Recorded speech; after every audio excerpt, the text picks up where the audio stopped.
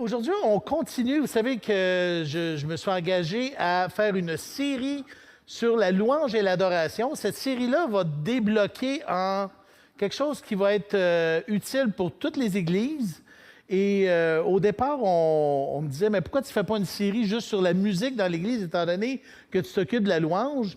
Mais c'est pas compliqué, c'est que l'aspect de la musique, même dire c'est la louange, la musique n'est pas que la louange dans l'Église.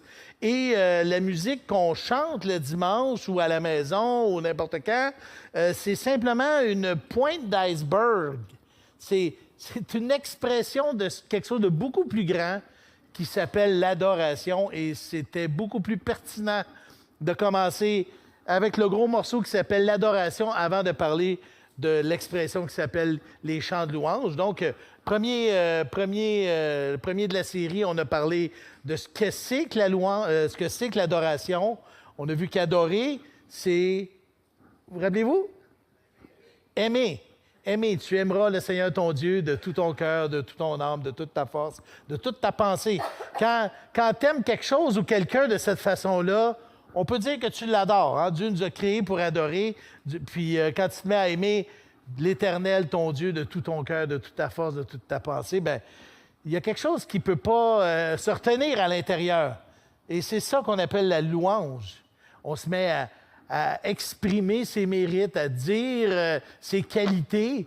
C'est la même chose avec tout ce qu'on aime, mais quand c'est Dieu, ben là, c'est la louange. C'est vraiment louer, c'est vanter l'objet de mon adoration. Et on a vu que adorer ne vient que par lui. C'est une grâce, c'est un cadeau, c'est une manifestation de l'Esprit. C'est impossible pour nous d'être des adorateurs authentiques pour une simple et bonne raison. Parce qu'on veut prendre sa place constamment. C'est une réalité. Dans notre nature profonde, on est des arrogants, on est des ignorants, mais en plus, c'est qu'on pense qu'on est super sweet et qu'on connaît tout. Fait que il y a comme une espèce de dichotomie, pour dire le bon mot. Mais Dieu est bon, Dieu est merveilleux, Dieu est fantastique. Et il donne tout ce qu'il faut pour pouvoir le louer et être des adorateurs authentiques en esprit et en vérité. Il nous donne son esprit, il nous donne sa vérité. On peut l'adorer, c'est possible, ça ne vise que lui, ça ne s'adresse qu'à lui. Et tout ça commence dans le cœur et ça s'exalte vers lui seul. Adorer, c'est possible, mais ça vient de lui. C'est une rencontre avec Jésus qui vient faire sa maison en nous. Et là, l'Esprit nous donne tout ce qu'il faut pour qu'on soit des adorateurs authentiques. Fait que tout commence avec l'Esprit. Hein? On adore, on glorifie le Fils, le Père. Mais comment l'Esprit désire exprimer l'adoration en nous? Et c'est là qu'on est aujourd'hui. Donc, le premier, on a plutôt été dans, mais de qu'est-ce que c'est que l'adoration? Et aujourd'hui, on va voir comment ça s'exprime, cette adoration-là. Éphésiens, chapitre 5, les versets 18 à 21, c'est là qu'on va aller aujourd'hui. On va voir à travers ce texte-là, on va voir trois expressions qui nous amènent à l'émerveillement de l'adoration. Puis si je pouvais résumer même l'exposé ce matin, je dirais, adorer Dieu, c'est le louer. C'est aussi simple que ça. Si j'aime Dieu de tout mon cœur, de toute ma force, de toute ma pensée et de tout ce qu'il faut, je vais me mettre à le louer. Bon, comment ça se passe, ça? C'est ce qu'on voit aujourd'hui. Nous allons prier et on va lire la parole de Dieu. Seigneur, merci. Merci de te révéler à nous. Merci de t'exposer à nous. Merci de t'abaisser jusqu'à nous à travers Jésus. Par ton esprit, Seigneur, ce matin, on veut que tu nous éblouisses. Et on veut être des adorateurs en esprit et en vérité. C'est les adorateurs que toi, tu demandes. Et surtout, on ne veut pas passer à côté de ça. On veut être des vrais adorateurs de toi. Je te prie ce matin d'ouvrir notre cœur, d'ouvrir les yeux de notre cœur pour qu'on puisse saisir toute la richesse et la profondeur de ta parole. Et c'est dans ton beau nom que nous te prions. Amen.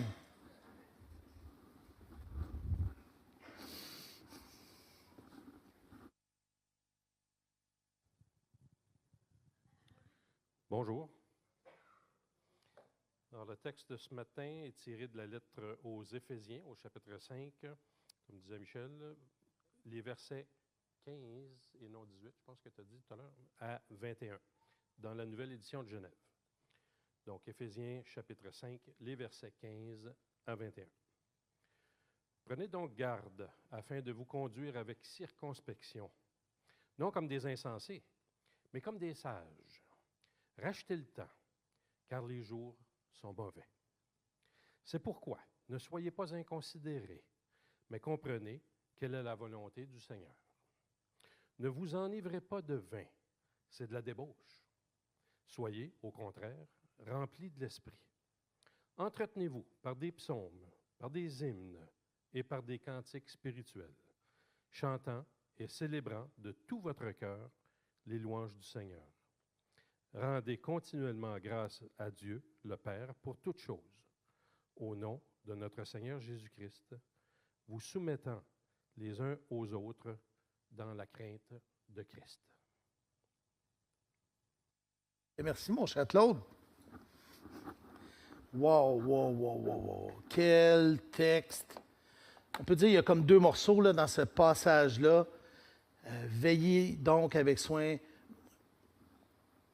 On peut dire qu'il y a deux morceaux, c'est-à-dire, il y a comme une exhortation au début, une espèce d'urgente exhortation, les versets 15 à 17. Veillez donc avec soin à votre manière de vivre, ne vous comportez pas comme des insensés, mais comme des gens sensés. Tu sais, la Bible du Sommeur, version Sommeur.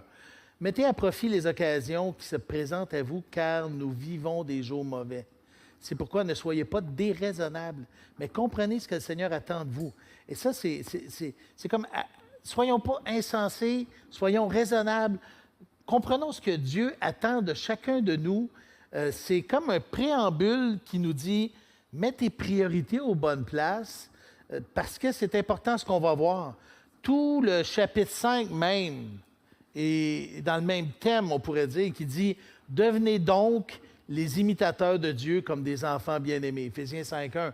Le fameux « donc », « devenez donc », c'est qu'il se rapporte aux 4 derniers chapitres de l'Épître qui nous montrent mais tout ce qu'on a en Christ, tout ce qu'il est, toutes les richesses de son appel. Et là, quand on est devant tout ce trésor-là, devenez donc les imitateurs de Dieu, comme des enfants bien-aimés. Et là, on nous exhorte à fuir la débauche, fuir l'impureté. On dirait aujourd'hui fuir les paradis artificiels.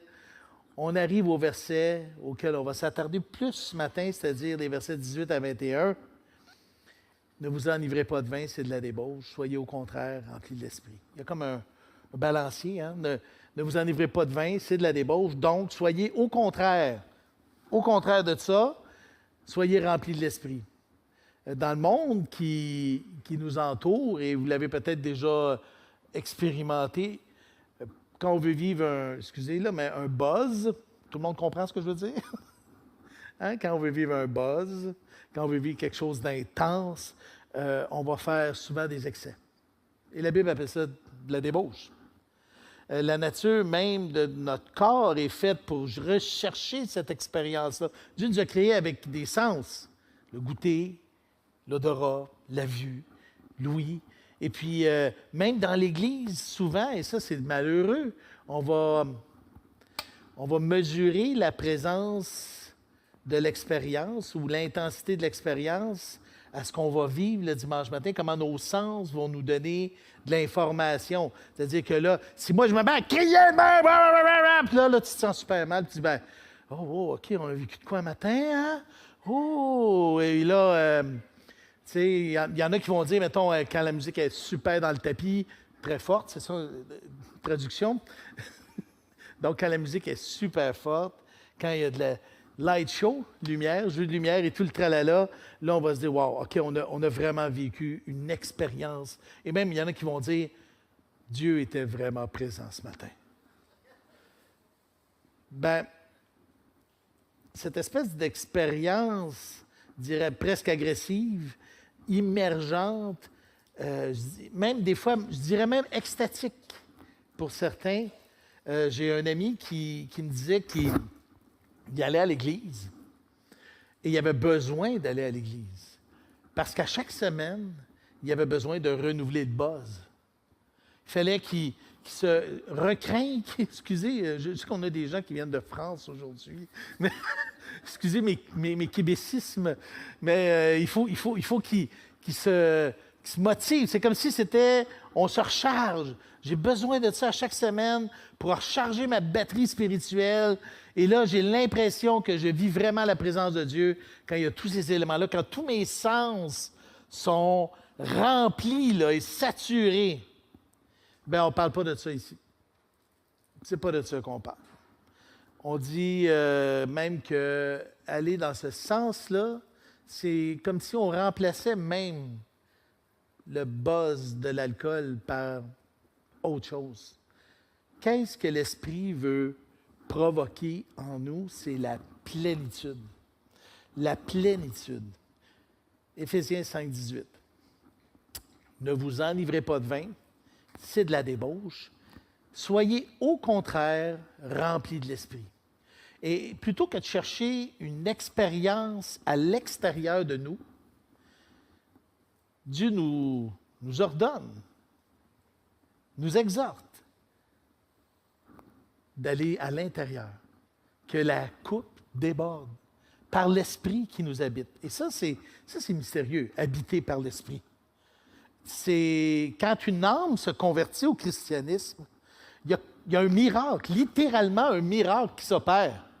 Vraiment, pour les chrétiens de longue date, ça devient comme banal presque, mais il faut comprendre que c'est quelque chose d'extrêmement extraordinaire, extrêmement extraordinaire. C'est ce miracle-là qui s'opère, Dieu lui-même vient faire sa demeure en chacun des croyants. Éphésiens 2, 22. En lui aussi, vous êtes édifiés pour être une habitation de Dieu en esprit. Wow! Colossiens 27. À qui Dieu a voulu faire connaître quelle est la glorieuse richesse de ce mystère parmi les païens, savoir Christ en vous, l'espérance de la gloire. 1 Corinthiens 2, 12. Nous n'avons pas reçu l'Esprit du monde, mais l'Esprit qui vient de Dieu, afin que nous connaissions les choses que Dieu nous a données par sa grâce. La Trinité est là. Hein? Le Fils, le Père, l'Esprit, c'est mystérieux parce que c'est spirituel. C'est pas physique, c'est métaphysique. C'est quelque chose qu'on ne pourra pas mesurer. C'est clair. Ça appartient au domaine de Dieu. C'est une personne, Dieu. C'est pas une énergie ou un fluide spirituel. Et ce Dieu-là vient faire sa maison dans ton cœur. C'est donc une mauvaise conception de penser que j'ai besoin d'aller chercher la hausse à tous les dimanches pour me remplir, puis que là, OK, là, je suis bon pour la semaine, fait que ça va. Ou que quand je pêche, c'est comme si je mettais des petits trous dans le réservoir, puis là, ça leak, il y a des fuites, fait qu'il faut que je trouve des patchs, fait que... N'attristez pas le Saint-Esprit de Dieu, par lequel vous avez été scellés pour le jour de la rédemption. On peut l'attrister, parce que c'est une personne. N'empêchez pas l'Esprit de vous éclairer, 1 Thessaloniciens 5, 19. C'est une personne. Il veut nous éclairer, il vit avec nous, il nous éclaire, il glorifie le Fils, il nous enseigne, il nous instruit, et c'est un état irréversible et permanent. Et en plus, éternel. En lui, Éphésiens 1, 13. Toujours dans Éphésiens, c'est ça qui est fantastique. En lui, vous aussi, après avoir entendu la parole de vérité, l'évangile de votre salut, en lui, vous avez cru et vous avez été scellés du Saint-Esprit qui avait été promis. Vous avez été scellés. Et quand Dieu scelle quelque chose, rien, même pas les portes de l'enfer peuvent le déceler. Dieu t'a scellé par son esprit.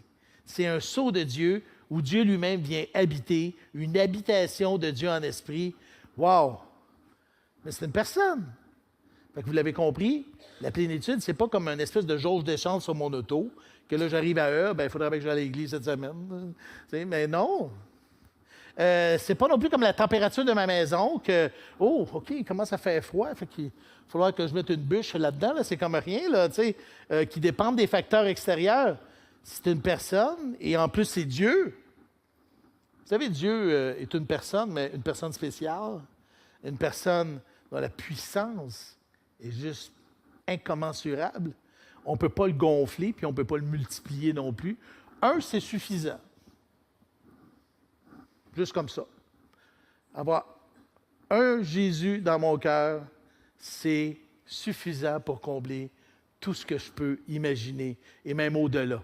Il y a Warren Wiersbe, qui est un théologien, qui a écrit un excellent commentaire sur l'Épître aux Éphésiens. Et justement, il se met à décortiquer cette expression-là, « Soyez remplis de l'Esprit ». Vous savez, le Nouveau Testament a été écrit en grec. La langue grecque est une langue très riche dans sa façon de... surtout les verbes et tout ça. Fait que je vais vous lire comment lui nous expose ce texte-là. Vous allez voir, pour encore plus approfondir ce concept-là de la plénitude de l'Esprit. « Soyez remplis de l'Esprit est le commandement de Dieu. Il attend que nous lui obéissions. » C'est un commandement. C'est pas juste comme, ben, si ça vous tente. Non, ça vient avec. Ça vient avec l'engagement chrétien. Soyez remplis de l'Esprit. Ce commandement-là est au pluriel. Soyez. Donc, il s'adresse à nous tous. Il s'adresse à tous les chrétiens. Soyez remplis. Pas juste un clergé ou quelque chose comme ça, ou des privilégiés dans l'Église. Tout le monde, l'ordre est là. Soyez remplis de l'Esprit. Le verbe est au présent, qui veut dire continuer à être rempli. C'est une expérience dont on doit profiter constamment et pas seulement pendant des occasions spéciales. C'est-à-dire, cette plénitude de l'Esprit-là, on ne la vit pas juste le dimanche matin quand on vient à l'Église. C'est constamment. 24 heures sur 24, 7 jours sur 7. Ça va être même dans l'éternité. C'est un verbe qui est passif. Ça veut dire qu'on ne se remplit pas, mais on permet à l'Esprit de nous remplir. Ce n'est pas parce qu'on fait plus d'efforts ou que je fais plus de bonnes œuvres que je vais être plus rempli. C'est une personne, anyway, il y a une logique là. Le verbe remplir n'a rien à voir avec le contenu ou la quantité, comme si nous étions des vases vides qui avaient besoin d'une quantité requise de carburant spirituel pour continuer. Dans la Bible, rempli signifie contrôlé par. Par exemple, ils étaient remplis de colère. Ils étaient remplis de colère dans Luc 4, 28.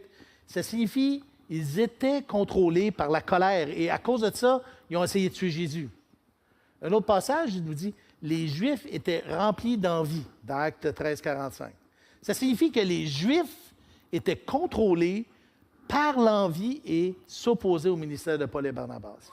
Être rempli de l'Esprit signifie être constamment contrôlé par l'Esprit dans notre esprit, dans nos émotions et dans notre volonté. C'est clair? C'est être en amour et même obsédé par Jésus, par-dessus la tête. C'est l'aimer de tout son cœur, de tout son âme, de toute sa pensée, de toute sa volonté. Lui faire une pleine confiance dans tous les domaines de ma vie. Et je vous mets ce que MacArthur lui dit dans son commentaire. Être rempli du Saint-Esprit, c'est vivre en ayant conscience de la présence du Seigneur Jésus, comme si nous étions à ses côtés, parce que c'est le cas, il n'est pas juste à nos côtés, il est en nous. Et le laisser dominer nos vies. C'est nous remplir de la parole de Dieu au point où mes pensées, les normes, son œuvre, sa volonté deviennent les nôtres. C'est un processus d'abandon et non un remplissage de bidon. Si on peut retenir ça un matin, c'est 10 points. Processus d'abandon et non un remplissage de bidon. Ça grandit dans la mesure de mon amour et de ma connaissance de lui. C'est simple, très simple.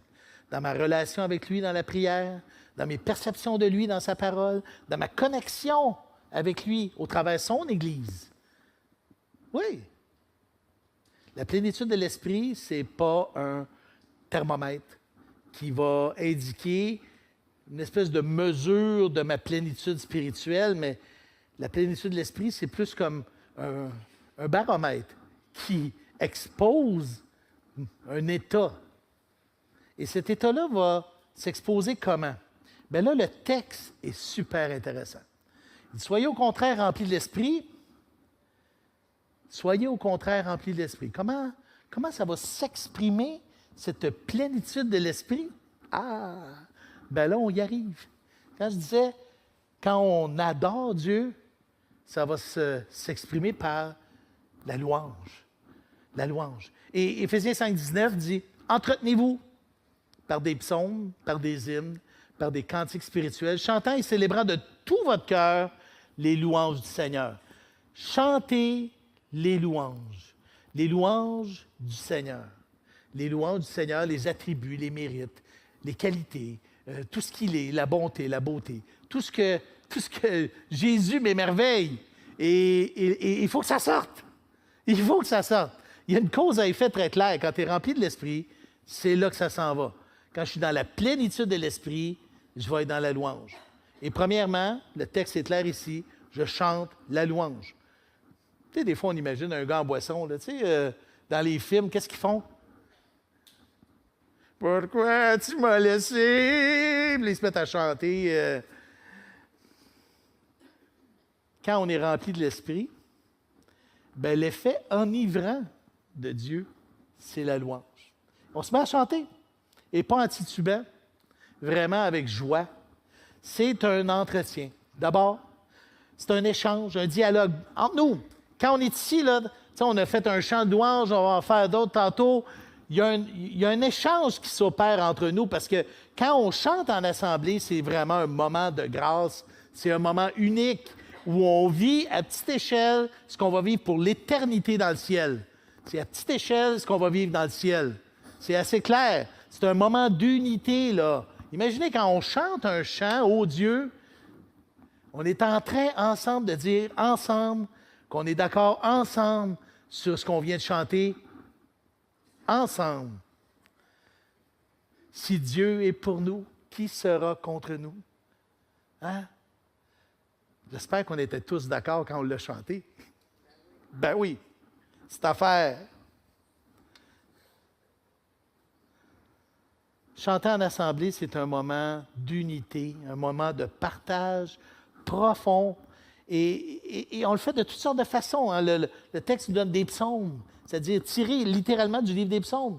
Des hymnes, qui étaient des chants composés pour l'Église et qui le sont encore, avec un contenu théologique. On pense même que, par exemple, Éphésiens 2, « Ayant en vous les sentiments qui étaient en Jésus-Christ », était probablement un hymne. La façon que c'est écrit, c'est rythmé. On dirait qu'il manquait que la musique.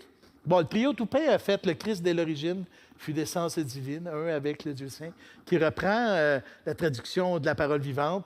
Et c'est un super beau chant. Ben, vous le connaissez? On le fera un dimanche matin, vous allez voir. C'est juste hyper édifiant. Et ça, c'était un hymne, chant composé pour l'Église avec un contenu théologique qui révèle les vérités bibliques ou des cantiques spirituels. Des fois, étaient improvisés dans l'Église primitive. On n'ose pas aller là aujourd'hui. Ça pourrait être risqué. Mais la plupart de nos chants sont des cantiques spirituels, c'est-à-dire des chants qui expriment mon émerveillement, qui expriment ma louange envers Dieu. C'est aussi simple que ça. Il y en a qui disent on devrait chanter que des psaumes, et d'autres disent on devrait chanter que des hymnes. Et c'est pas tant la forme que le contenu qui est important.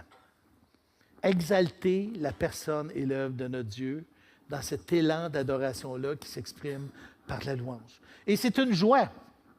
C'est ce qui est écrit. Chantant et célébrant.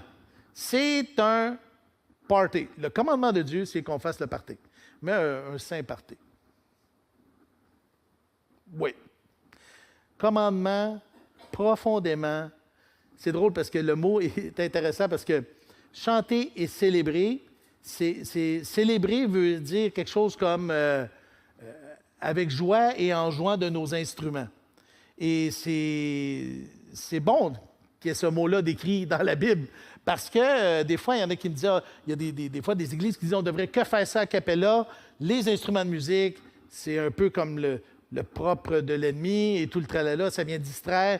En tout cas, il y a une couple de versets. Puis dans l'Ancien Testament, on a comme 25 ou 30 instruments différents qui viennent accompagner le culte. Écoute, Myriam, quand Moïse a chanté le premier chant qui nous est relaté dans la Bible, là, on l'a vu là, dans une des prédications qu'on a eues il n'y a pas longtemps, Elle est sortie les tambourins.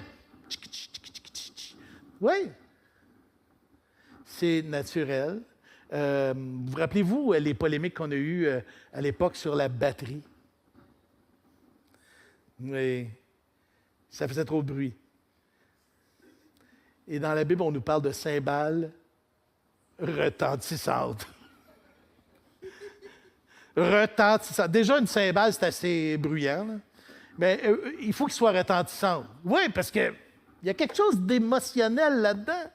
Hein? On parle des trompettes aussi, là, sonores. Ça peut être bruyant, ça aussi, mais non. Il faut que ça exprime.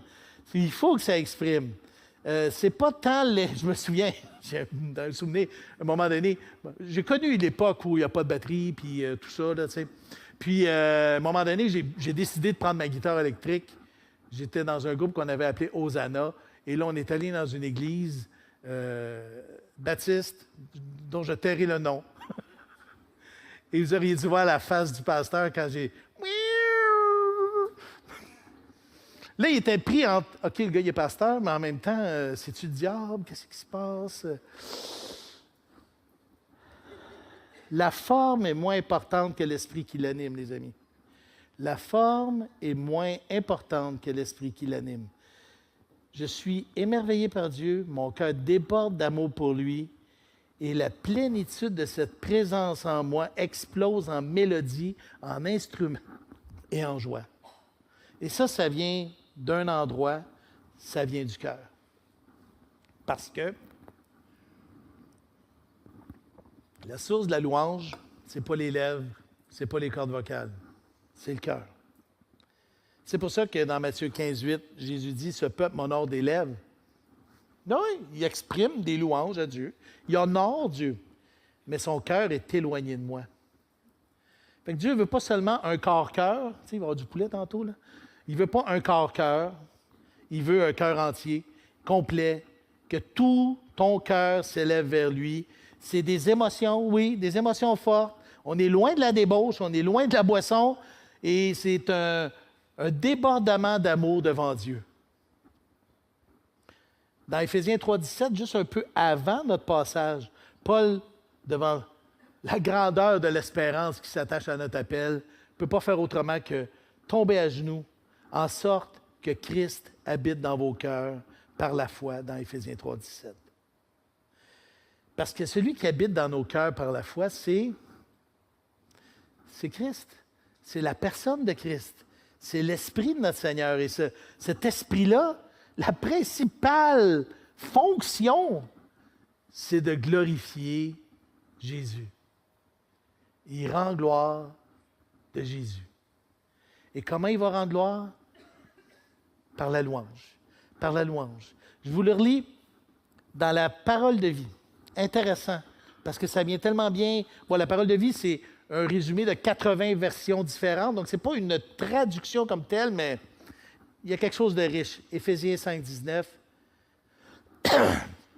Que votre joie déborde dans vos entretiens fraternels. Qu'elle s'exprime par le chant des psaumes, d'hymnes et de cantiques inspirés. De tout votre être, chantez et jouez pour Dieu et que, du secret de votre cœur, une musique s'élève sans cesse vers lui. Sans cesse. Ce qu'on fait le dimanche, c'est comme la suite logique de ce qui s'est passé les 6 autres jours. Et je pourrais te poser une question. Comment va ta louange? Comment va ta louange? On va au verset 20. Donc, on chante les louanges et on exprime la louange. 5,20. Rendez continuellement grâce à Dieu le Père pour toutes choses au nom de notre Seigneur Jésus-Christ. Vous avez déjà entendu parler de l'expression qui dit il met ses lunettes roses, puis d'autres fois, il met ses lunettes brunes. Ça dépend tout le temps de la perception que tu as du monde qui t'entoure. Le même événement, pour une personne, ça va être « Wow, wow, wow, Dieu est fantastique! » Et le même événement, pour une autre personne, ça va être « Ah, ben là, franchement. Rendez continuellement grâce à Dieu le Père pour toutes choses, au nom de notre Seigneur Jésus. La plénitude de l'Esprit s'exprime par ce regard et cette perception-là que j'ai, un regard, une perception renouvelée de tout ce qui m'entoure, de tout ce qui se passe, de tout ce qui se dit, de tout ce que je vis. C'est une habitude comme celle de prier sans cesse ou d'être toujours joyeux. Est-ce que c'est possible? Si Dieu nous ordonne quelque chose, comme dans 1 Thessaloniciens 5, 17 et 16, soyez toujours joyeux, priez sans cesse. C'est que c'est possible. Il nous a équipés par l'Esprit qui nous habite pour qu'on ait toujours ce regard-là différent. Parce que l'expression de la plénitude de l'Esprit, c'est la louange. L'Esprit est constamment à l'œuvre. Dieu est constamment à l'œuvre autour de nous. Et l'Esprit le glorifie sans arrêt. L'idée, c'est simplement de le laisser s'exprimer au travers de moi. Par exemple, je trouve un nouveau travail. Ah, merci Jésus. Merci Jésus pour ta fidélité. Je viens de perdre mon nouveau travail. Bien, merci Jésus, parce que tu me donnes une direction.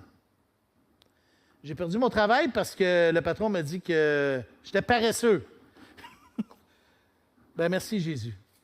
Tu me révèles mes faiblesses et je vais travailler là-dessus.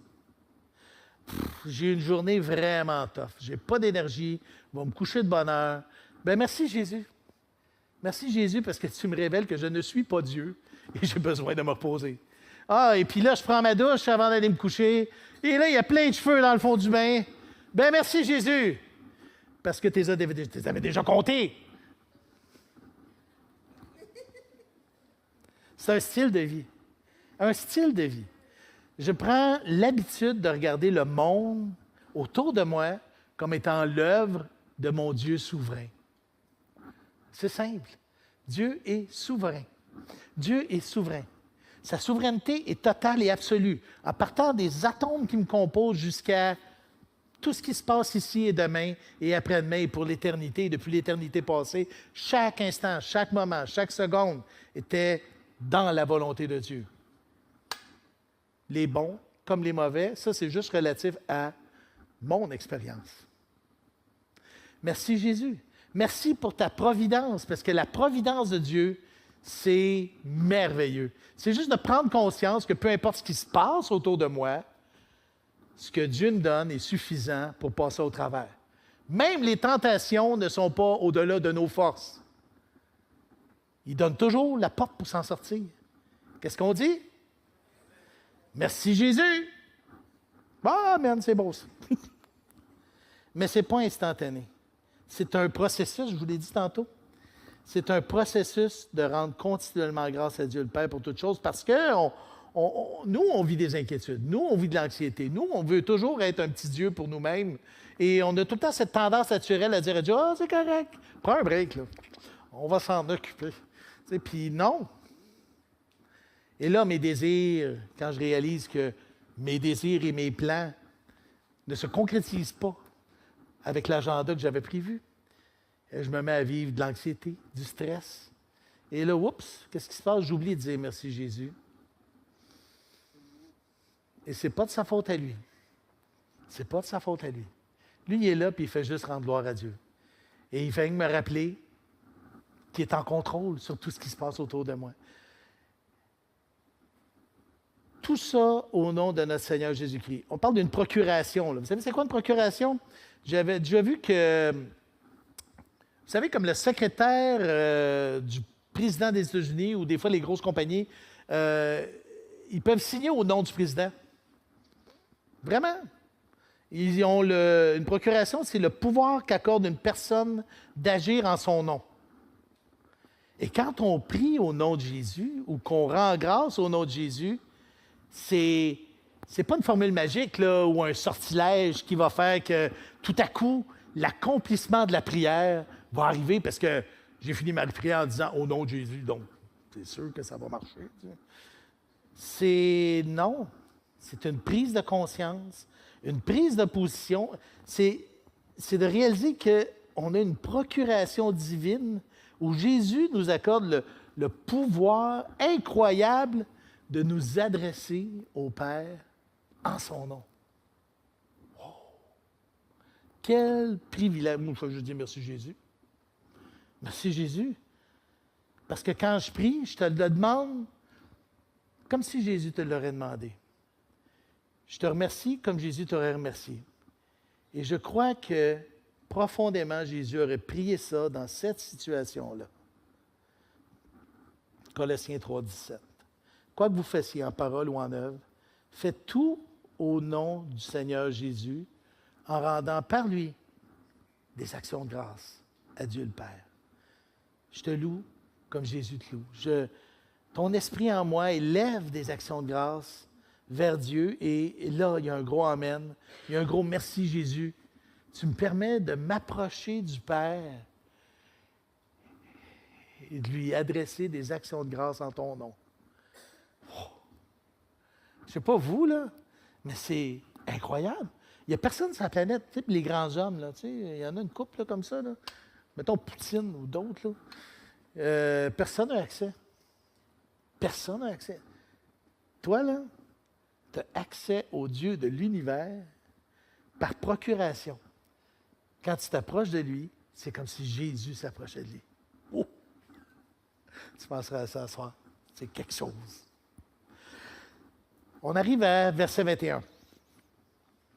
Vous soumettant les uns aux autres dans la crainte de Christ. Comment concilier ce passage-là avec la louange? Bien, c'est assez simple. L'Esprit veut qu'on soit des provocateurs.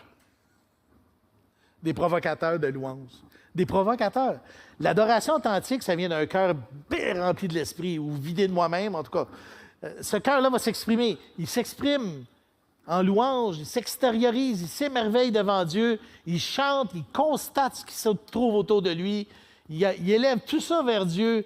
Et là, il y a un désir. Là. Tu sais, moi, j'avais un oncle là, qui tripait ses bateaux. Et on n'avait pas le goût de s'asseoir à côté de lui à Noël. Bien, je peux-tu te dire qu'est-ce qui était pour nous parler? Les bateaux, et surtout les bateaux à voile. Il aimait beaucoup ça. Il nous expliquait tout ça, on ne comprenait rien. Tu sais, j'étais tout petit. C'était un maniaque de bateaux. Il nous provoquait pour qu'on puisse avoir de la louange pour les bateaux, mais ça ne marchait pas. Vous soumettant les uns aux autres dans la crainte de Christ. La soumission, on l'a vu, là, c'est révolutionnaire.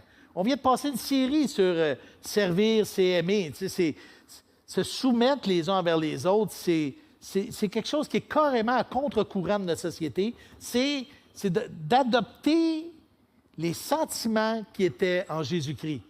Philippiens 2, versets 4 et 5. Que chacun de vous, au lieu de considérer ses propres intérêts, considère aussi ceux des autres.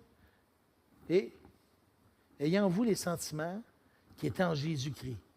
Mais là, Jésus-Christ, il habite dans mon cœur. Et ces sentiments-là veulent s'extérioriser.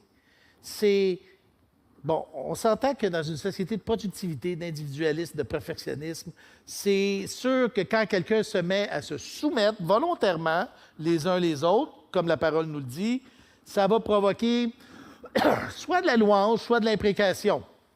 Peut-être que tu es déjà fait rire de toi, mais décourage-toi pas, là. Parce qu'au bout du compte, on fait simplement refléter les sentiments qui étaient au travers de Jésus. Le serviteur suprême. Quand je décide de me soumettre aux autres, je décide volontairement de devenir serviteur, de considérer leurs besoins, de les aimer, de devenir ingénieux. Hein? Tu sais, on va trouver des nouveaux trucs. Là. On va innover dans notre façon de se servir. Tu sais, pour bénir. C'est l'humilité de constater la présence de Dieu en moi et sa souveraineté autour de moi. Comment ça? Quand je comprends vraiment la providence de Dieu et quand je comprends vraiment la souveraineté de Dieu, Christ en vous, l'espérance de la gloire, bien, quand ça devient clair, j'ai plus rien à perdre. J'ai plus rien à perdre. Je ne cherche pas comme une proie arrachée, là, à être au-dessus de la tête des autres. J'ai tout en lui, donc j'ai tout à donner. C'est simple. Quand je sers et que j'aime de cette façon-là, c'est sûr que là, on tue les préjugés.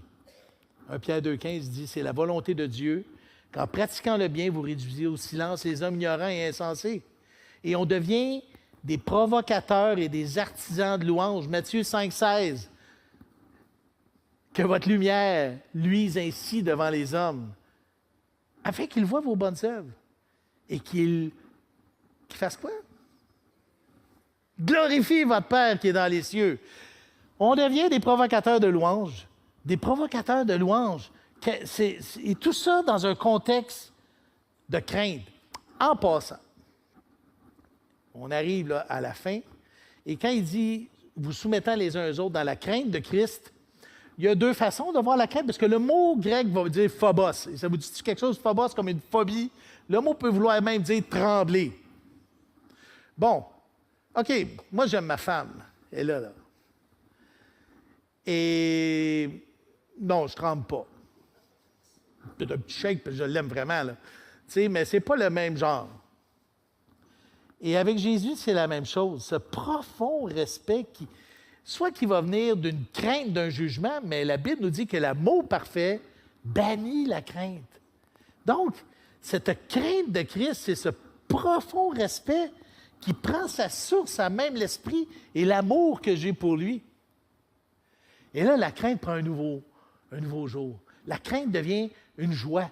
L'obéissance devient non pas pénible, mais comme c'est cool. Hébreux 5,7. Et là, on arrive au summum de l'obéissance, où ça l'a vraiment fait mal. C'est lui qui, dans les jours de sa chair, ayant présenté avec de grands cris, et avec des larmes, et des prières et des supplications, à celui qui pouvait le sauver de la mort, et ayant été exaucé à cause de sa piété, il a appris, bien qu'il fût fils, l'obéissance par les choses qu'il a souffertes. Ce que ça me dit, et pensez-vous que Christ n'était pas dans la joie? Malgré tout, il était dans la joie. Mais ça faisait mal. Il a souffert. Provoquer la louange ne veut pas dire que ça va être agréable, physiquement parlant. Moi, je parle en termes de la chair ou de l'esprit, là. Non, ce n'est pas la chose la plus agréable sur la planète. Mais c'est elle qui nous remplit et qui fait que cet esprit-là peut exploser en louange autour de nous. J'invite les musiciens. On arrive au terme de notre deuxième chapitre sur l'adoration. Aujourd'hui, on a parlé de louange. Parce que c'est l'expression de l'adoration. Je vais vous lire Éphésiens 5, 18 à 21. Ne vous enivrez pas de vin, c'est de la débauche. Soyez au contraire remplis de l'esprit. Entretenez-vous par des psaumes, par des hymnes et par des cantiques spirituels, chantant et célébrant de tout votre cœur les louanges du Seigneur. Rendez continuellement grâce à Dieu, le Père, pour toutes choses, au nom de notre Seigneur Jésus-Christ, vous soumettant les uns aux autres dans la crainte de Christ. L'adoration, c'est une conséquence d'un cœur qui s'abandonne à Jésus et qui est émerveillé par lui. Rappelle-toi ça, si tu passes juste avec ça, je vais être content. C'est un processus d'abandon et non un remplissage de bidon. C'est un processus d'abandon. Ce n'est pas naturel, ce n'est pas concret peut-être même. Si tu viens juste de donner ta vie à Jésus, peut-être que tu dis, bien là, non, c'est un processus d'abandon. Abandonne-toi, apprends à le connaître, définis-le, cherche-le dans sa parole, trouve-le, prie-le, demande-le, Seigneur, comme dans Éphésiens, fais-moi voir toutes les dimensions de ton amour, la hauteur, la largeur, la profondeur, que je puisse te saisir, Jésus. Ouvre les yeux de mon cœur pour que je te voie. Je désire t'aimer de tout mon cœur, de tout mon âme, parce que je veux être vraiment un adorateur. Parce qu'un cœur qui adore, c'est un cœur qui loue. Et ça va se manifester naturellement par tes chants de louange, par les occasions que tu vas avoir de le louer à travers ton quotidien, du matin. Le matin, je me lève, première chose que je dis, merci Jésus. Et là, je regarde dehors, parce qu'il mouille. Merci Jésus, parce que mon char ne part pas. Merci Jésus, parce qu'il est parti. Merci Jésus. Et je fais tout ce que je peux pour être un provocateur de louange. en étant un serviteur soumis. La prochaine de cette série-là, la prochaine prédication de la série, ça va être la source de l'adoration. On va parler de sa parole, la parole de Dieu. Comment la parole est le fondement même de notre adoration. Mais là, ça va être dans un mois, je vais te donner un devoir. Prenez des notes, là. Un devoir super simple. Laisse-toi émerveiller. Cultive la reconnaissance, la gratitude, les actions de grâce durant chacune des journées de la semaine. Tu te lèves, habitue-toi à dire merci Jésus, rouvre tes yeux. OK, je suis vivant. Dieu m'accorde encore une journée pour le glorifier dans ce monde de ténèbres. OK, on part par où? Comment je peux provoquer la louange? Voyons. Ben, je vais faire un café à ma femme. Petite affaire. On commence par des petits pas.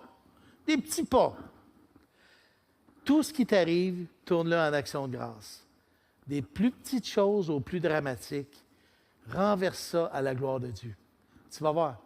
Change tes lunettes. Ta vie va changer, même ta louange. Là, on va passer un temps de louange. Ça va être autre chose. Tu vas dire, oh, OK. Prions. Seigneur Jésus, on veut ce matin te dire d'ouvrir notre cœur. On veut être conscient de tout. Change notre cœur, qu'on puisse percevoir toutes choses comme bonnes et venant de toi, qu'on ait cette conscience complète de ta présence, de ta souveraineté. Fais-nous des provocateurs de louange, dans notre soumission les uns avec les autres, dans notre service dans le monde qui nous entoure, que Jésus, tous puissent voir nos bonnes œuvres et glorifier ton nom, à toi qui es dans les cieux. Que notre cœur soit débordant d'une louange qui va sortir dans des chants de louange, comme on va le faire là, que chacune des paroles soit pesée comme un moment unique d'unité entre nous. On est en train de vivre ce qu'on va vivre pour l'éternité. Seigneur, que chacun des mots, chacune des paroles qu'on va chanter ce matin puisse être une vraie louange. Une louange qu'on t'adresse de tout notre cœur, chantant et célébrant pour toi, Jésus. Et c'est en ton beau nom que nous te prions. Amen.